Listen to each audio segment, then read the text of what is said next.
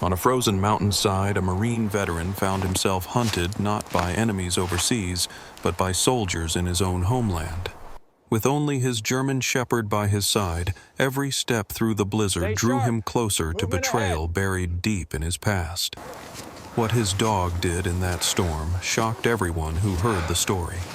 If you believe loyalty can save lives, hit like and subscribe to follow this unforgettable tale of survival. The wind arrived like a long, low train that never ended, pushing white across the valley and over the dark pines, until the whole world felt narrowed to a handful of shapes and a breath that frosted the air. Jack Moran kept the stove working and the kettle just shy of a whistle, the way he did on nights when the weather meant to test a man's patience. The cabin sat back from the county road in northern Montana, a single-story box of hand-planed boards and a roof that knew the weight of winter. He'd built the porch rail himself and reset the gate hinge last autumn when the first hard freeze split it. On the wall by the door, next to a faded photograph of his platoon on a sunburned airfield, hung a small brass bell that his late wife had insisted on for holiday mornings. He looked at it more than he touched it. Ranger, his German shepherd, lay along the runner with his chin on his paws, one ear cocked toward the panes whenever the wind shifted. The dog's chest moved steady, but his eyes followed Jack the way a compass needle takes its time and then settles. There was comfort in that. Jack poured a cup of black coffee and watched his own hand for the tremor that used to visit on bad anniversaries. It didn't come. He had learned to fold the past into quiet chores, brush the stove ash, put a crease back into a shirt, oil the hinges that complained when the cold bit deep. He had learned, too, that some silences aren't empty. They're listening. The first knock came with that kind of silence. 3 measured raps, spaced like the sound of a man counting in his head. Ranger's head lifted. Not the bark he saved for coyotes nosing the trash barrel or drifters looking for a warm step, but a low rumble that stayed in his chest. Jack set the cup down and thumbed the light above the sink off. Dark let your eyes adjust to the snow glare through the curtains. Dark let you read a porch without advertising yourself. He moved to the door and felt for the deadbolt, took a breath, and slid the chain across half its travel. Then he pulled the curtain a finger's width and looked. Figures stood tight to the wind, 3 of them shoulders hunched inside insulated jackets, knit caps pulled low. Snow feathered off their sleeves and haloed the brim of the man in front. He lifted his chin toward the door, not a nod exactly, but a sign he'd seen the movement behind the curtain. Jack eased the door open 2 inches, just enough for the cold to find his face and remind him to keep the questions simple. "Evening," he said. The lead man stepped closer, gloved hand raised for the kind of half-salute a civilian gives when he thinks the gesture might open a lock. "Sir, we're with the response unit," he said. The wind stole some of it, but the cadence was steady. "Whiteout ate our route. We saw your light." Ranger pressed his shoulder into Jack's leg. The dog's breath puffed warm against denim. Jack let his eyes collect details. The front man wore a field jacket with a 10th Mountain Division patch stitched square to the shoulder. The man to his right had a Ranger tab above the pocket, frayed in a way that looked like it had been rubbed with sandpaper to age it. The third carried a carbine tight to his chest with the muzzle down like he knew how not to sweep a porch. But the sling hardware shined too new and his gloves had a brand logo a 1/4 inch from the cuff, a brand sold mostly at chain stores near interstate exits. "Bad night to lose a road," Jack said. The front man smiled with the corners and kept his mouth straight. He had that practiced calm of someone who'd learned to talk people down from bad choices. "We're just looking for shelter until the plows move," he said. "We can compensate you." He stressed the word as if it were a key. Ranger shifted again this time, angling his body in a way that drew Jack's eye to their boots. Jack knew leather and snow and diesel grime. He knew the sweet metallic residue of gun oil. What he smelled riding the wind from those boots was harsh and chemical like a fire starter or the fuel you use when you don't plan to come back for a flame.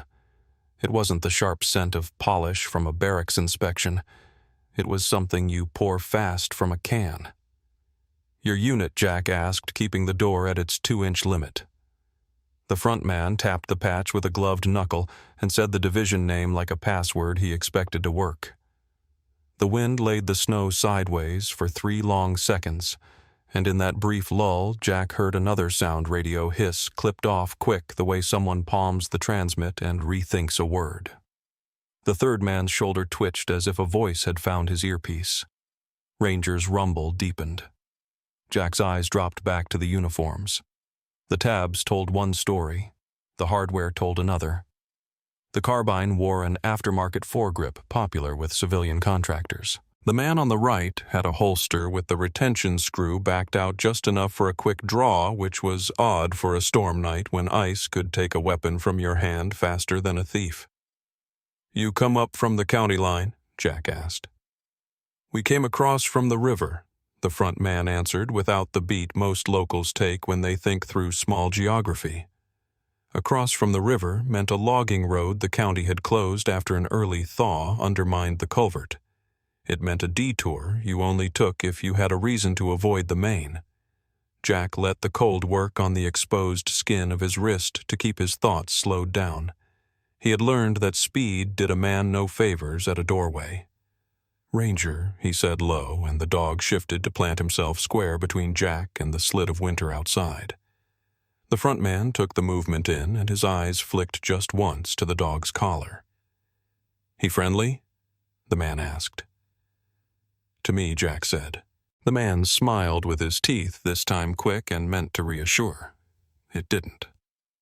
The brass bell on the wall reflected a thin line of porch light, and Jack thought of December mornings and pancakes and the quiet that had lived in this house when it still had 2 voices to fill it. He thought of the photograph in its cheap frame and the young men there with their sleeves rolled and their faces not yet deepened by time.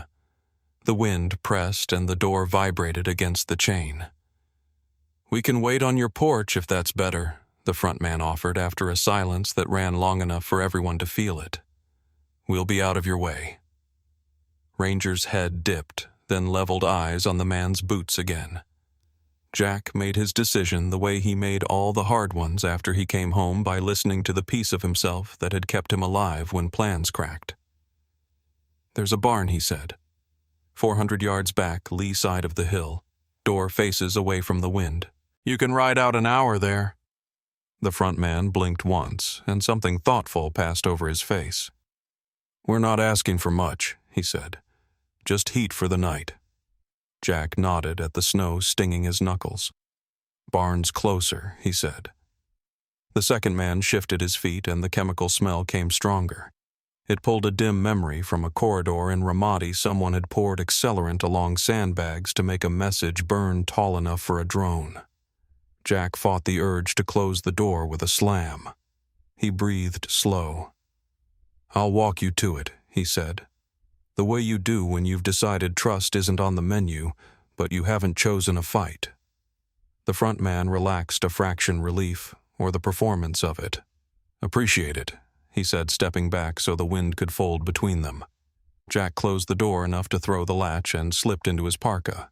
He checked the porch light switch without looking like he checked it. He slid a small flashlight into his pocket and pressed 2 fingers to Ranger's ruff.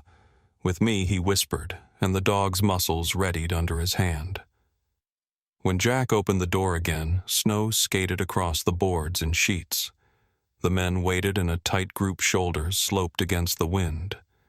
He stepped out first, locking the door behind him out of habit and something stricter than habit. Ranger moved at his heel, then ahead by a yard like a plow, with eyes clearing the drift where the steps met the yard. The night sounded like ocean. They walked in a line across the yard, Jack setting the pace and the men falling in. The front man talked to fill the cold. He said his name was Hall, that they'd been redirected from an interstate pileup, that his team had been on their feet since before dawn. Jack made a listening noise that could have meant sympathy or patience. He could feel Ranger sampling the air, and then returning to that same uneasy focus on the men's feet. The heels strike the toe roll, It all looked trained, but the cadence was off, as if these men were wearing somebody else's rhythm. At the fence line, Jack paused and lifted the latch. "Barn's over that rise," he said, pointing into the white where the slope fell away. Hall leaned close to hear, and for a heartbeat the wind died enough for Jack to see his eyes clearly steady. Yes, but with that too clean brightness that comes when a man is already counting his next moves. "You sure about that dog?" Hall asked. "He reads attitude," Jack said. "He's usually right." Hall smiled politely at the answer, as if it were a story he'd heard from other men in other storms. The third man's radio gave another hushed click. Jack filed it. He put one boot over the fence rail, then the other, and let the night close around them like a curtain. He walked, and he counted steps, and he let the wind blow words away so he could hold on to small details. The smell that didn't fit the patches that told different histories. The way Ranger stayed coiled and quiet. Somewhere beyond the knoll, a structure waited dark and cold and big enough to hide intentions until morning. Jack felt the weight of what he didn't know settle against his ribs, and he kept moving toward the hill anyway, because the only way to test a story was to walk beside it and see if its footprints matched its mouth. Jack crested the rise first because he knew the wind would sharpen at the saddle, and he wanted the ground under his feet to be a choice and not a surprise. The men tucked behind him in a stagger that looked neat in silhouette, but wandered if you watched the spacing. The snow lifted in waves that curled and fell back like pages in a book that would not stay open, and the sound of it made the whole ridge feel hollow. Hall drew even with Jack long enough to raise a laminated map and angle his flashlight with his palm cupped around the beam, and Jack saw in one look that the contour lines were right, but the notes were wrong. That the blue pencil logging road still cut across the north slope of Gander Ridge, where last spring's thaw had eaten the culvert and sent a piece of hillside sliding into the creek. Hall tapped a gloved finger and said they needed the quickest way to shelter, and Jack said the quickest way was always the one you could still walk 10 minutes from now, and he let his eye run from the broken spruce at the fence corner to the drift line that built against the rock outcrop like a slow white tide. The second man, broad-shouldered and quiet, folded the map and slipped it into a chest pocket, with the care of someone who did not intend to lose it in a gust, then lifted a handheld GPS and frowned when it failed to lock. Jack could feel the question he was supposed to answer gathering at the back of Hall's throat, so he gave an answer that left room for dignity and safety both, and he pointed downslope toward a swale that held snow but not wind. And he explained the way the drifts would settle in the lee of the fence and how the fence posts buried to the third staple would tell them where the ground had not blown clear.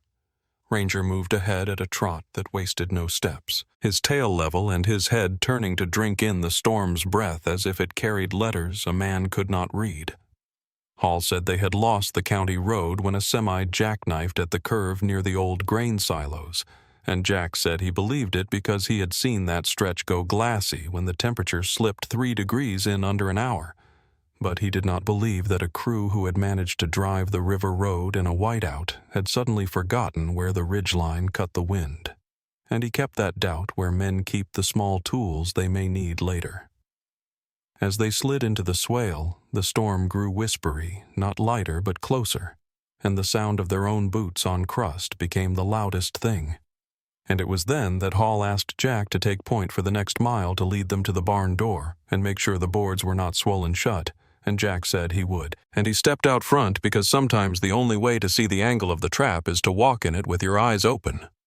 The third man murmured into his collar and called Jack sir, the way a man uses a word to make another believe he has authority to share, and Jack nodded as if the respect were natural between neighbors on a cold night, and he cut a diagonal that would keep them off the old snowmobile rut that sometimes hid a weak crust where water ran early in the season.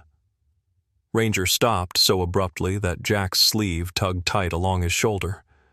The dog planted his paws wide, head-low ears tilted like 2 small sails against a shifting wind, and then he gave a single bark that hit the air like a struck wire. Jack raised his hand without turning, and the men behind him halted as if they had rehearsed the gesture. He squatted where Ranger's nose pointed and brushed the snow in small, careful arcs with the back of his glove until his knuckles found resistance that was not earth. He switched to 2 fingers and felt cord thin and taut, running crosswise beneath a powder crust less than an inch thick. His stomach tightened the way it did when a memory unclipped itself and dropped, and he let his breath go slow, then slid a folded knife from his pocket and shaved away more snow in slices no wider than a thumbnail. The orange body of a flare canister emerged, stamped with a brand you could buy at any sporting goods store along the interstate, and the pull ring faced downhill toward the path he had chosen. He eased the cord free of its notch and laid it in the snow so that the wind could not take it and make a mistake burn at the wrong time. He said tripwire in a voice that did not point at anyone, and Hall's flashlight shivered once too small a movement for fear and too large for indifference. The second man muttered that kids sometimes set these to scare elk, and Jack said he had not met many elk scared by fireworks, and none who bothered to tie knots that would make an old infantry instructor nod. He felt Ranger's breath at his wrist and the dog's patience waiting for a cue, and he rubbed the rough fur there, because it steadied him to remember that instincts could be trained and still be true. Hall cleared his throat and said again. They were turned around and needed a local to bring them through, and Jack stood and looked at the man full on for the first time since they were on the porch, and he said, they were not lost. They were purposeful, and a purposeful crew does not need a guide unless the guide is part of the plan. And he added that he would still walk them to shelter because a storm will swallow men who argue with it. The swale narrowed into a small chute where the snow lay smooth, and Jack stepped wide of the obvious line, choosing a crust that showed a faint blue sheen where wind had polished it, and he let the men pass one at a time through the narrow spot while he and Ranger waited on the high side. He counted heartbeats between each passage because timing sometimes tells you more than words, and he noted that the third man lingered near the chute mouth with his head canted, listening not to the wind, but to a voice in his ear. Jack filed that, then pointed toward a stand of stub pines that would break the gusts for the last 100 yards. Hall asked if the barn had a powered latch or a bar, and Jack said it had a bar and a stubborn bottom board that swelled when the mercury fell below 10, and that answer made Hall lift his chin the way a man does when a detail confirms his picture. The GPS chirped and died and was pocketed with a briskness that suggested the device's value ended once Jack agreed to lead. Ranger ranged out again, quartering left and right, and then he fixed hard on a hump of snow where the wind had chalked ripples that looked like ribs. Jack moved slow and used his stick to probe and found nothing for 6 inches. Then the stick kissed metal, and he knew he had found another canister placed for the path a stranger would take. He circled the hump and saw a second cord pinned under a wedge of ice, the kind of redundancy men build when they want to guarantee a signal. He disarmed it and kept his hands steady, because rage in cold weather steals heat faster than any wind, and he could not afford that loss. He straightened and said they needed to change approach and come at the barn from the east side, where the drift would be deep but clean. And Hall said fine with a thin patience that made the word feel like a test. Jack set off again slower, measuring each step with the thought that somewhere ahead waited the next choice that would reveal whether the men behind him were desperate or determined. Ranger brushed his knee and looked up, and Jack whispered, "Good nose," and held the dog's gaze a breath longer than he needed to, because in that look lay the plain agreement that had carried them through harder nights than this, and because he knew the next minutes would ask more of that bond. The slope softened, and the barn roof showed as a darker rectangle against a sky that never quite turned black, and Jack felt the first prick of sweat at his collarbone, though the air could have frozen a cup of water in a minute, and he kept his eyes on the doorframe because doors have a way of telling truths. Men do not.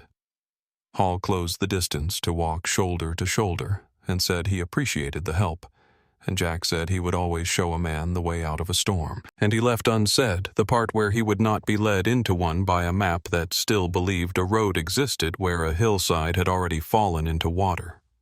The barn waited, and the wind paused, as if the valley had drawn a breath, and Jack stepped toward the bar he knew would be stiff, and he felt the moment gather like a held note that would either turn into music or fracture into noise. The barn loomed darker than the night around it, its ridgepole set against the faint glow of a storm sky, and Jack reached the swollen plank door first, bracing a shoulder into it until the frozen bottom board gave with a groan that carried into the rafters.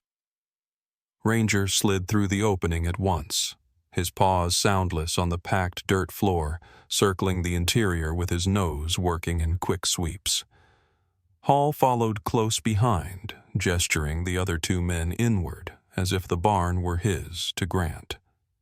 Jack struck a match and lit the hurricane lantern he kept on a shelf, and the flame lifted shadows into the rafters, showing a stack of hay bales against one wall and the old plowshare rusting in the corner. He set the lantern down on a crate, the light soft enough to leave corners in gloom, and he turned just in time to see the third man stumble hard, his boot sliding on nothing more than a thin sheen of frost near the threshold. The man cried out, clutching his leg, and Hall bent at once to check him, muttering about the treachery of snow under roof lines.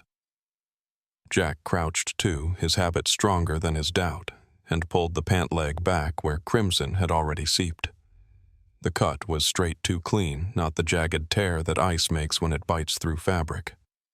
Jack had seen men fake wounds before, sometimes to draw sympathy, sometimes to distract, and this bore that mark. He pressed the cloth with his thumb, feeling the angle, and the man flinched too sharply, like a boy pretending pain to sell the story. Jack looked at Hall, and Hall held his gaze a second too long, as though weighing whether to maintain the fiction or abandon it. "We should bind it," Jack said, his voice calm but cool before the cold does worse than the cut. He reached for the pack on the man's back, expecting gauze or tape, but the second soldier slid it away with a motion that looked protective more than helpful. Ranger growled low from the corner, his tail rigid, his body angled toward a drift that had crept in through a gap in the wall. Jack straightened, brushed frost from his gloves, and walked to the gap, his instincts pricking harder than the wind. Ranger pawed at the mound of snow, digging with the efficiency of a dog who knew the difference between rabbit scent and hidden weight.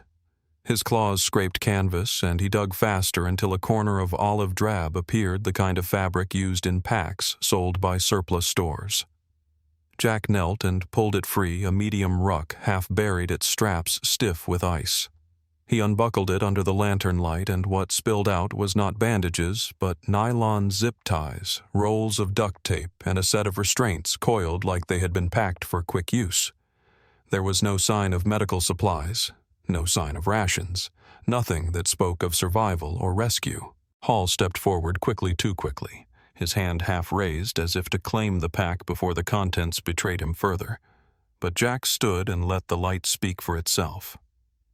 "Odd kit for a rescue unit," Jack said evenly, and the silence that followed was louder than any storm. Ranger planted himself between Jack and the men, his chest broad, his gaze locked on the soldier still pretending at injury. Jack folded the pack shut and set it on the crate beside the lantern, his mind assembling pieces the way a mechanic lays out tools, mismatched insignia, chemical scent on boots, map that lied tripwire flares buried in snow, a wound too neat, and now a bag filled not with aid but with control. He had walked enough roads to know when direction was being stolen. Hall cleared his throat and said they carried restraints for detainees for civilians who might panic in an evacuation, but his words lacked the conviction of a man who believed them himself. Jack answered nothing. He took the lantern and set it nearer the door, watching the flame paint the men's faces in alternating gold and shadow. And he thought about how storms force choices. Ranger's ears flicked back, catching sound outside that Jack could not yet hear. The dog's nose twitched, and Jack knew, without needing proof, that the barn was not the end of this march, but a pause. He let his hand rest on the dog's shoulder steady, and he said to Hall, "If you're lost, you don't bury fire signals in the snow. If you're hurt, You don't pack chains instead of bandages. So tell me, what storm are we really walking into? Hall did not answer, not yet, and that silence carried the weight of the next move. The barn walls groaned softly against the wind, the sound deep as if the storm itself pressed an ear to hear what passed inside, and Jack kept his back angled toward the door so that both the men and the night stayed within his sight. Ranger stayed planted, his eyes never leaving the one who still clutched his leg in pantomime, though the bleeding had already slowed to nothing. Jack folded his arms, not in comfort but in calculation, when the silence split with a sudden burst of static. The third man jerked his gloved hand flying to the shoulder mic as a voice cracked through, harsh but clear, "Confirm package still in motion." The words bounced off the rafters like iron dropped on stone, and Jack felt the blood in his face cool with recognition. He had been called many names in service and after, but package was a word used in transport orders, not in rescue, and the implication drove home harder than the storm could. He did not move, but inside he catalogued the truth. They were not lost, not by accident, and he was not a bystander. Pulled into misfortune, he was the objective. Ranger's low growl rose like a wire under tension, and Jack rested 2 fingers against the fur at his side, quieting him without easing the message. The front man, Hall, muttered something about interference, but his voice lacked conviction, and the second man avoided Jack's eyes altogether, busying himself with brushing frost from his gloves that did not need brushing. Jack let the moment stretch because silence was a tool, and he wanted to see how they filled it. The answer came faster than he expected. The soldier with the staged wound shifted his position, perhaps forgetting pain does not allow such casual motion, and in that unguarded instant he spoke under his breath. "Moran won't run far in this." The name cut sharper than the wind. Jack had never given it. He had offered no title, no history, nothing beyond a simple evening at his own door, and yet here it was spoken like a fact rehearsed. His chest tightened not with fear, but with the clean line of realization. This was not chance, not a drift of soldiers misled by snow. This was a hunt deliberate and set upon him with the kind of planning that buries flares in snowbanks and stocks barns with hidden restraints. He stepped closer to the lantern, the light framing his face in steadiness, and he said with quiet authority, "You used my name without asking it. That makes this something else." Hall looked away for the first time, his jaw tightening, his breath visible in the cold glow. He offered no correction, no apology. The weight of that silence was admission enough. Jack felt the cabin he had left behind miles away, its walls, its bell, its photograph, all suddenly part of a life he realized they had studied, measured, and perhaps even marked. Ranger pressed forward, tail stiff, head low, the embodiment of warning. Jack knew the dog felt the shift in the room as keenly as he did the subtle rearrangement of posture, the way men preparing for revelation either stiffen or ease as they lean into lies. Jack took one more step, closing distance, not with aggression, but with clarity, and he asked, "How long have you been tracking me?" No answer came. Instead, the second man unshouldered his pack with deliberate care, setting it down as though preparing for a negotiation or a move that would change the balance of power. Jack did not flinch, did not turn away. His years had taught him the danger of sudden shifts, and he chose stillness, the kind that forced others to show their hand. The radio crackled again, shorter this time, another clipped message. "Advise target contained." The word target left no room for misinterpretation.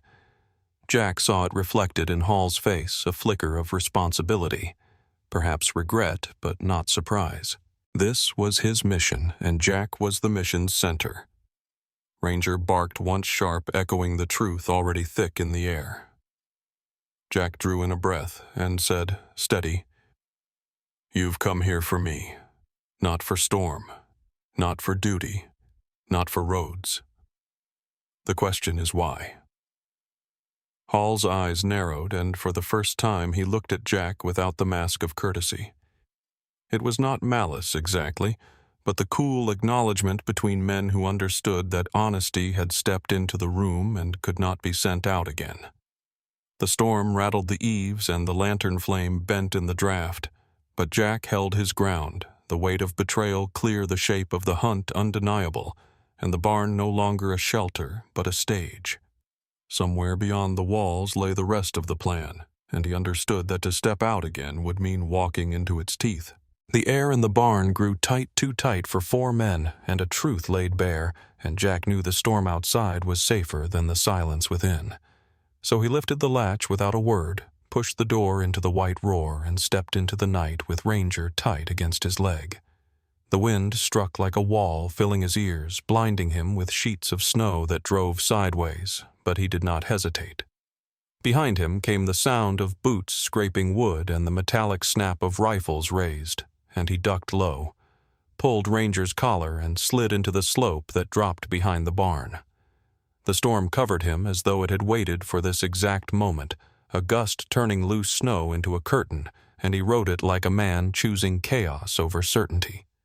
Ranger lunged beside him, claws digging in when the slide steepened, his body angled perfectly to stay with Jack, and together they tumbled into the shallow ravine. Shots cracked behind them, dull in the storm's muffling grip, bullets cutting air but not striking flesh. And Jack realized at once the rounds were not meant to kill, not yet. They were marking pressing, reminding him that escape had already been anticipated. He pulled Ranger close against the drift, held them both flat, and listened. No pursuit came. No shouts, no crunch of snow from boots charging after him. Instead, there was a stillness beyond the storm, the kind of stillness that says the enemy has no need to rush, because the path ahead has already been chosen for you. Jack's breath came hard, each exhale frosting against his scarf, and he let the cold sting remind him that his pulse still ran free. He moved with care down the ravine, Ranger, scouting each bend, pausing when the wind shifted as though scent could find what sight could not. The snow was deeper here, the drifts sculpted by weeks of storm, but the ravine offered cover, a spine of earth to shield them from eyes above. Jack pressed forward until the burn in his legs steadied into rhythm, and only then did he notice a weight against his side that felt wrong. He stopped beneath the shadow of a leaning pine, shifted Ranger to heel, and unzipped his parka halfway. His glove brushed something embedded in the canvas shell just above his ribs, small but rigid. He tugged gently and drew out a dart no longer than a man's finger. Its tip flattened its shaft, a dull gray that carried no mark of snow or rust. The back end bore a thin seam, and when he turned it in the lantern light glow that seeped from the storm clouds, he saw the glint of circuitry. It was no tranquilizer. It was a beacon. He held it steady in his glove, his jaw tightening with the knowledge that the hunt had been seated before he ever stepped from his cabin. They had tagged him, marked his position with precision that explained the confidence in their movements, the way they had not scrambled after him when he fled. They did not need to chase what they could follow at leisure. Ranger whined low, sensing the shift in his master's breath, and Jack dropped the dart into the snow, then crushed it under his heel until the casing splintered and the chip within cracked sharp. He dug the fragments into the drift, burying them under ice crust. But doubt crept cold alongside the relief. How many times had they been this close? How many devices could be hidden where his eye had not found? He scanned his coat seams, padded pockets, checked even the collar, but no second device answered. Still, caution held. He stripped his outer parka halfway, shook it hard to shed any weight, not stitched by his own hand, then refastened it tight against the gale. The loss of the dart bought him no guarantee. Only time, and time was always shorter than a man thinks. He moved on. Ranger darting ahead, and the ravine curved north where the snow lay smoother, untouched by deer or boot. Each step sank to his shins, the crust breaking with muffled crunch. But Jack forced pace, because the truth had changed. He was not lost, not hunted by storm or chance, but selected. Tagged, pursued by men who knew exactly who he was, and had planned far enough ahead to plant snares and speak his name. He thought of the photograph in his cabin. His unit framed in sun the faces of men who had known his strengths and his scars, and he wondered which memory had been pulled from those years to justify this night. The wind shifted again, carrying with it a faint crackle, not thunder, not branch, but the whisper of radio waves too near. Jack knew then the hunt was layered, one group in the barn, others in the trees, perhaps more waiting where the ravine opened. He crouched low, pulled Ranger tight, and whispered, "Not straight, not yet," then angled up the side of the ravine where a clutch of spruce offered cover. The climb was punishing boots, slipping snow filling between his gaiters and socks, but Ranger pushed ahead, anchoring their ascent. At the ridge, Jack paused, chest heaving, the world around him a blur of white and shadow.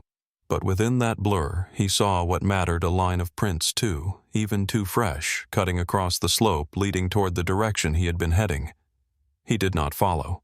He turned opposite, deeper into the storm's chaos, because to be marked was to be predictable, and to survive was to make the mark worthless. Ranger trotted beside him, ears flattened, body taut, ready for the next signal. The night closed around them again, and Jack understood that what waited ahead would not be chosen by him, but it would be met on his terms, with eyes open, teeth bared, and the loyalty of a dog who had never once needed to ask his name. The ravine narrowed into a shallow draw where the storm pressed less fiercely, and Jack followed its curve until Ranger paused at a tree line and angled his nose east. Jack trusted the dog's instinct, shifted course, and soon made out the faint outline of a shack. Its roof sagged under snow, its chimney blackened but unlit. He knew the place, an old hunter's cabin from years past, one he had passed in autumn when smoke curled from its flue, and someone's laughter had carried through thin pines. Tonight it stood abandoned, its windows frosted opaque, its door askew in its frame. Shelter was risk, but so was exposure, and Jack moved forward carefully, circling wide before approaching, his eyes reading the snow for tracks. He found faint depressions smoothed by fresh fall, yet still discernible boots had passed here not long ago. He pressed on, pushed the door with his shoulder, and it yielded with a creak. The air inside carried the must of ash and cold iron. Ranger slipped in first, circling his nails, ticking against warped boards, his body tense but not alarmed. Jack stepped in behind him, closing the door just enough to cut the wind. The shack held little: a cot sagging in the corner, a table scarred by knives, a stove with a pipe running crooked through the roof. Jack moved to the hearth and stirred the ashes with his glove. Beneath the gray powder he saw the corner of paper charred but intact enough to reveal faint black print. He lifted it gently, brushed soot away, and his breath caught at what stared back at him, a series of block numbers, his own service ID from years in the Corps. The digits were clear, burned at one edge, but unmistakable. He had written them enough times on forms, on tags in ink that lasted longer than memory. To see them here discarded in a fire told him what words had not. They had prepared this ground, planned this cabin as a waypoint in a hunt, tailored not for any man, but for him. He folded the fragment, slid it into his pocket, and stood still in the dim room, his pulse steady, but his thoughts sharper than the wind outside. Ranger scratched at the floorboards near the cot, his nails pulling loose splinters. Jack bent to still him, but the dog persisted, nose driving into a seam where the boards had shifted. Jack pried one up with the edge of his knife and pulled it aside. What lay beneath was not fresh, but not forgotten. A streak of dark red staining the subfloor, dried and flaked but clear. He pressed his fingers to it, rough texture catching his glove, and he followed its line where it dragged toward the wall as though someone had been pulled, resisting. Ranger whined low, a sound he rarely made, and Jack let the weight of the scene settle in. He was not the first to stand here under threat. Someone else had been taken, hunted, maybe silenced. The thought did not scare him as much as it anchored him in certainty. This was not improvisation. This was ritual. Jack set the board back, his hand firm, then crossed to the table. A knife still lay there, its blade dull with use, its handle worn. He tested it in his hand, felt its balance, then set it down again because weapons meant nothing without trust. He carried enough steel of his own. He scanned the shack once more, found a torn length of fabric in the corner. Military issue. Its pattern faded, its edges stiff with old blood. He pocketed it, not for proof, but for reminder. Ranger pressed against his leg, steady, waiting for direction. Jack looked at the paper in his pocket, the stain on the floor, the echo of boots outside, and he understood that stepping into this cabin had not given him safety, but knowledge. He could not linger. He doused the lantern that someone else had left half full on the table, wrapped his scarf tighter, and cracked the door open once more. The storm had not eased, but the tracks outside remained leading both toward and away. He whispered to Ranger, "We move now," and together they stepped back into the white, carrying not only the threat of pursuit, but the certainty that others had already paid the price of this same game. Jack left the cabin with the weight of the charred paper heavy in his pocket, the night around him pressing tighter with the storm's endless shove, and he knew standing still meant giving the hunters the advantage. He had walked enough ambushes overseas to know that the best chance of survival lay in turning pursuit into confusion. The radio he had taken from one of the soldiers' discarded gear crackled faintly with static. A lifeline, but also a weapon. He crouched against a boulder, cupped the mic in his gloved hand, and pressed transmit. He pitched his voice low, altered steady. "Unit down, requesting extraction. South Ridge Marker 22. He gave a coordinate far off from where he crouched, a place where the storm would have cut visibility worse than here. Then he clicked the set-off, leaving the words to travel outward into ears waiting for orders. The wind whistled through pine needles as he and Ranger stayed still, the dog's breath steaming in small bursts. Minutes later, the response came not in words but in movement. Distant boots, faint at first, then the crunch of many feet slogging through heavy drifts, all angling south. Ranger's ears flicked his gaze, shifting that direction. Jack's chest eased slightly. The deception had worked at least partly. The storm carried gunfire soon after, sharp cracks muffled by snow but distinct enough for Jack to count. 1, 2, then a burst. They had taken the bait, believing him trapped elsewhere. He let that reality settle as a small victory, not complete but useful. Yet victories in hunts like these were rarely full. Ranger stiffened suddenly, his nose, high tail rigid. He turned north, body angled like a compass needle locking to truth. Jack narrowed his eyes, scanning past the sleet. Through white haze he saw faint shadows moving among the trees, disciplined, spread wide, advancing with care. Another team. They had split their force, half drawn south by his false distress, half closing from the opposite side. The shape of the trap revealed itself, a tightening jaw meant to crush him in the middle. Jack's breath slowed, steadying his thoughts. Ranger growled once, then crouched, waiting. Jack ran his glove over the dog's ruff and whispered, "Good eyes." He knew the time for silence had ended. He could not allow himself to be pinned between two fires. The snow under his boots crunched as he shifted weight, measuring terrain. To the south lay distraction, but also danger if those who had taken the bait realized too late. To the north came certainty, hunters methodical and ready. The middle where he stood was the point of collapse. He checked the radio again, but silence replaced the static. They were communicating on a different channel now, tightening coordination. The flanking maneuver was deliberate, practiced. He looked up at the sky, no stars, no moon, only storm, but felt a memory stir of training nights where maps meant less than instinct. He tugged Ranger close, knelt so their eyes met, and let the loyalty he saw there sharpen his resolve. He would not run blind. He would make the jaws close on air.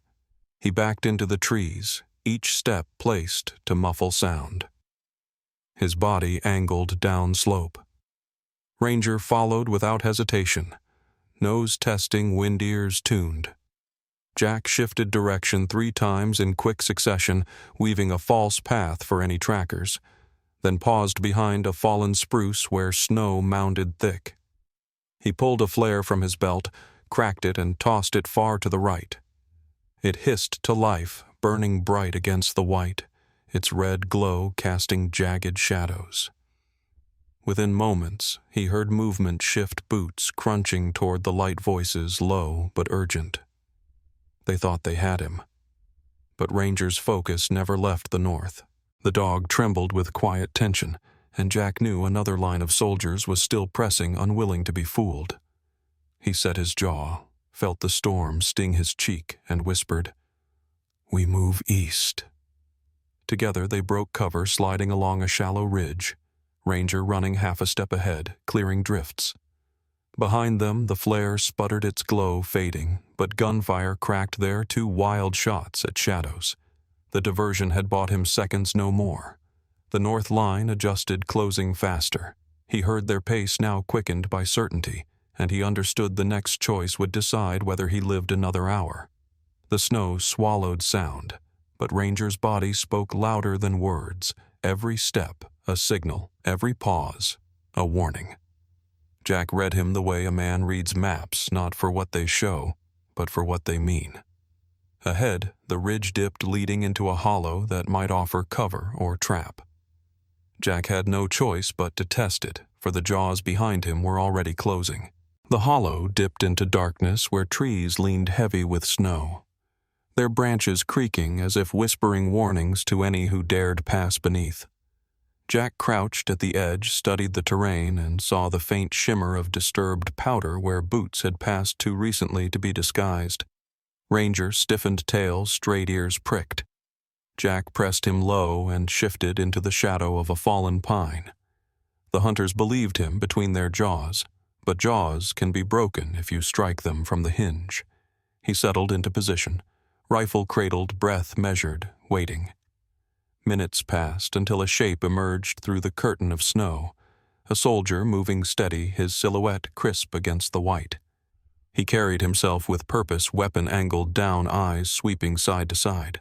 Jack let him draw closer, his finger brushing the trigger, his mind recalling drills that had kept him alive in deserts where sand had buried the horizon.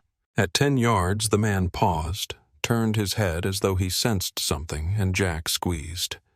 The crack was muffled by the storm, but the impact was not. The soldier staggered, fell to his knees, then slumped forward into the drift. Jack rose swiftly, Ranger leaping beside him, scanning the dark for others. No immediate pursuit came. He knelt by the fallen man, whose breath rattled in shallow gasps, each plume of frost weaker than the last. The eyes fluttered open, searching, then fixed on Jack with a clarity that pierced the fog of death. The soldier's lips moved words torn apart by the storm, but Jack leaned closer, catching fragments. "Not for you, for what you hold." The voice rasped, broke, and ended with a stillness that snow quickly claimed. Jack sat back on his heels, the weight of those words striking harder than the recoil. Not for you, meaning the hunt was not about vengeance or chance, but possession. For what you hold, meaning, there was something in his life, his past, perhaps in his very identity, that they sought. Ranger nosed the fallen man, sniffed his gear, then tugged at the strap of his pack. Jack unclipped it, tossed it open, and watched as Ranger pawed through until his jaws closed gently around a small bundle wrapped in oilcloth. Jack unfolded it carefully. Inside lay photographs, Polaroid prints dulled by age but still sharp enough to recognize. His breath caught. It was him, younger, standing among his fire team, sun-high uniforms, dusty weapons slung with pride. He remembered the day. He remembered the laughter, the promise they had made to look out for each other. But on this photograph, a circle had been drawn in red ink around his own face, not around his men, not around an enemy. Him, targeted, marked, betrayed. He stared at it, felt the cold press deeper into his chest, though the truth burned hotter than any frost. Someone from that time had handed his life into others' hands, reduced him from comrade to quarry. Ranger watched him steadily, amber eyes unblinking, the Polaroid still clutched in Jack's glove. He folded it back into the cloth, not to keep secrets, but to carry proof. His thoughts churned. Who among his brothers had circled his face? Who had whispered his name to those now chasing him? The storm masked his turmoil, but inside the weight of betrayal cut as clean as any blade. He checked the fallen man's pockets, found little else but spare rounds, a knife and a patch with insignia torn half away, as if even these hunters disdained to claim a single banner. Jack rose, scanned the hollow again, and moved swiftly toward its far edge, Ranger pressed tight to his leg. The words of the dying soldier echoed in his head, binding themselves to the photograph. Not for you, for what you hold. It meant there was something larger, something unseen, something tethered to his past service. And it meant the hunt would not end simply by surviving the storm. Ranger trotted ahead, then paused, sniffed the air, and gave a short bark. Jack followed his gaze. Lights flickered faint in the distance, not steady like lanterns, but flashing in rhythm. A signal, a trap, or a call. Either way, it was tied to the same truth. This pursuit was not random, and his past had followed him into the blizzard. He gripped the Polaroid once more before sliding it back into his pocket, a reminder that the enemy's eyes had studied him long before tonight. With every step deeper into the storm, the lines of loyalty and betrayal stretched taut, and he knew the next encounter would demand more than his skill with a rifle. It would demand he face the shadow of his own history. The storm clawed harder as Jack stumbled eastward, his legs sinking deep with each step, his breath rattling in the frozen air, his vision narrowing until the world was nothing but white wind, and Ranger's shape just ahead, guiding him forward like a star through a night that refused to break. His muscles screamed. His rifle felt heavier than iron, and his heartbeat faltered with the exhaustion of hours spent outrunning shadows. Then, through the blur of ice and fatigue, he saw it the silhouette of an old transmission tower, rusted, leaning but still standing against the storm, its skeletal frame rising above a low concrete bunker that had once housed generators and radios. Jack felt a surge of hope, fragile but real. If he could reach it, if he could power even a fragment of the system, a signal might cut through the storm to someone who still cared enough to respond. He pressed on, stumbling to the door of the bunker, shouldering it open with the last of his strength. Inside was cold silence, the air heavy with dust and the faint smell of oil long congealed. The control console stood against one wall, its panel dark, its dials stiff, but a backup battery box still rested beneath its casing intact. Jack dropped to one knee, pried it open, and saw faint glimmers of life in the indicators. Not much, but maybe enough. His hands shook as he reached for the switches, but Ranger's sudden growl froze him. The dog had turned toward the doorway, body taut, ears forward, tail stiff as rebar. Jack heard it then, boots in the snow, steady closing fast. The hunters had followed the trail of his collapse, driving him to this last refuge. He staggered upright, gripped his rifle, but his arms felt like lead. The first soldier burst through the doorway, eyes sharp, weapon raised.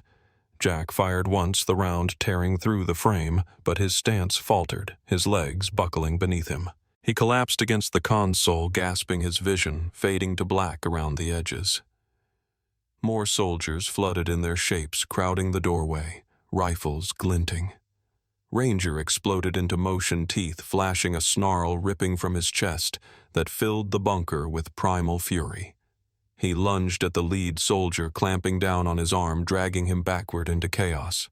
Shouts filled the air, the clash of boots and bodies, the scrape of metal against the concrete floor. Jack, barely conscious, pressed his palm against the switch, forcing it down with every last ounce of will. The console hummed faintly. A green light flickered to life, and a beacon signal began to pulse into the storm. He let out a ragged breath, half relief, half surrender, before the blackness claimed him. His body slumped against the panel, unmoving, while Ranger fought on, holding the line with teeth and loyalty, giving his master the seconds he needed to send a cry into the night. The beacon pulsed its weak signal into the storm, its faint hum barely audible beneath the chaos of Boots' shouts and Ranger's snarls. Jack lay slumped against the console, his breath shallow, the edge of consciousness flickering in and out like the lantern of a ship lost at sea. Ranger held his ground, lunging at another soldier, his teeth sinking into fabric and flesh, his weight dragging the man down. Gunmetal glinted, a barrel rose. But before the trigger could be pulled, the night split with a new sound, deep, rhythmic, unmistakable. The thump of rotor blades cutting through the storm. The bunker walls trembled with vibration as a beam of blinding white light slashed across the mountainside, flooding the snowfield with brilliance so fierce it looked like daylight had torn through the blizzard. The soldiers froze their formation, unraveling under the sudden roar above. A rescue helicopter drawn by the faint distress signal Jack had forced through now hovered overhead. Its searchlight swept the ridge, exposing every figure in stark detail, no shadow left to hide in. Panic set in. The mercenaries shouted to one another, their discipline breaking their lines, collapsing as the light painted them vulnerable against the snow. One by one they bolted into the storm, fleeing downhill, their pursuit abandoned, leaving only scattered prints in their wake. Ranger released his grip chest, heaving muzzle flecked with ice and sweat, but his eyes stayed fixed on the door as though expecting one last rush. Jack barely stirred, his body drained, but the beam of the helicopter found him locking onto the shape of a man and a dog who had refused to yield. A crewman descended by hoist his parka flapping wildly, his voice carrying through a megaphone. "We've got him." "Marine down, breathing shallow." Ranger growled low at first, unwilling to let any stranger near. But when the medic knelt beside Jack and placed gentle hands to check his pulse, the shepherd stepped back just enough, his eyes never leaving the man's movements. Jack's body was lifted with care, strapped securely, and hoisted into the belly of the helicopter. Ranger barked once sharp and demanding, as if refusing to be left. The crewman looked down, then signaled, and moments later, the harness lowered again.